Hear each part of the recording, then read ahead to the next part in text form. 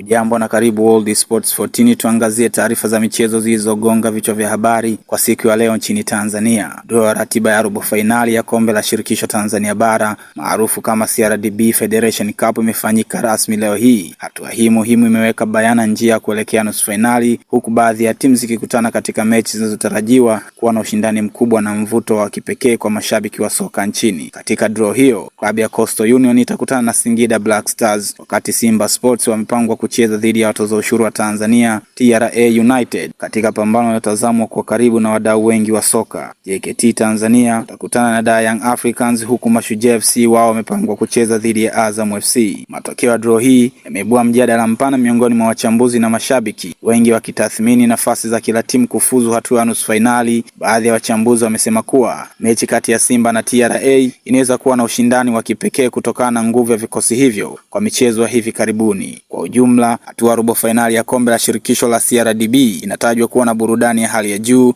ushindani mkali na matokeo yasiyotabirika. Mashabiki wa soka nchini wanasubiri kwa hamu kuona timu zipi zitafanikiwa kusonga mbele na kuendelea na safari ya kuwania ubingwa. Ni hayo tu kwa sasa. Kwa habari zaidi tafadhali endelea kufuatilia World Sports 14. Kwa heri.